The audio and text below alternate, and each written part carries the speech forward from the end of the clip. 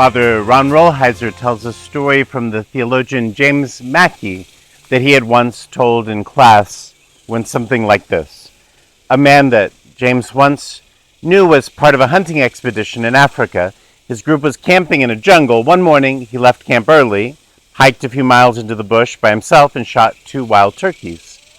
Buckling these to his belt, he was walking back towards camp when he heard noises and realized he was being followed. Frightened, his hands tight on his rifle, he scanned the woods for movement. His fear was quickly dispelled when he saw stalking him was a young boy about 12 years old, unclothed and hungry. He realized instantly that the boy wanted not him, but food. He stopped, opened his belt, let the turkeys fall to the ground, and backed away. The young boy ran up to the turkeys, but he didn't pick them up. Instead, he looked toward the man and in his own language began asking him for something.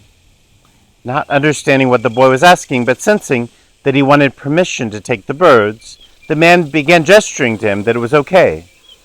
But the boy was still not at ease. He kept asking and gesturing for something.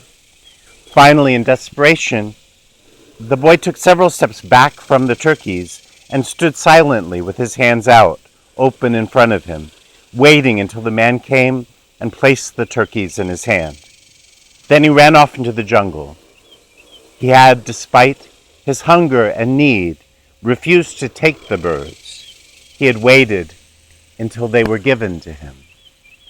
This is a story, I would suggest, about original sin. This is a story about how love works.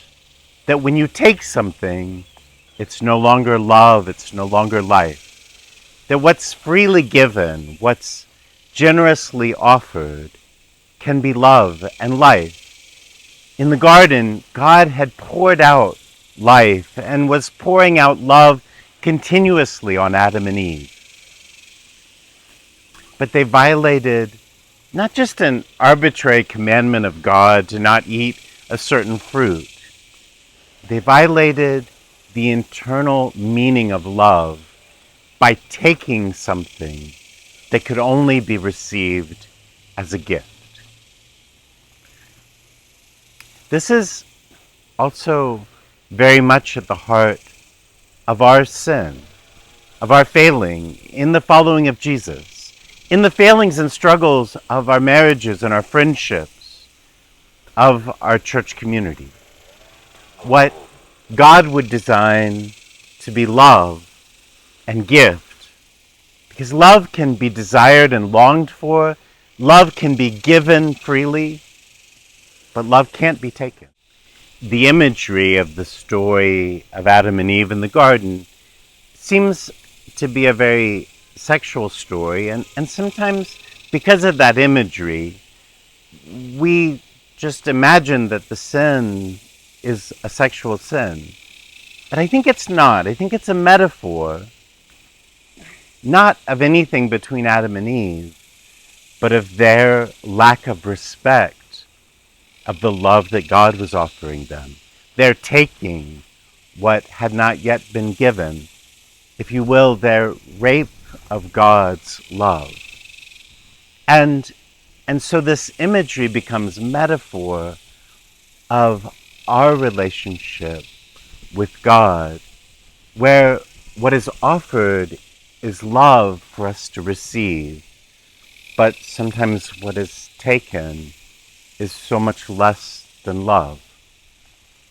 In our own relationships, love is at its best, both longing and desire, that we're drawn to someone, drawn to God, drawn to a friend, drawn to a spouse, drawn to a child, drawn to a parent.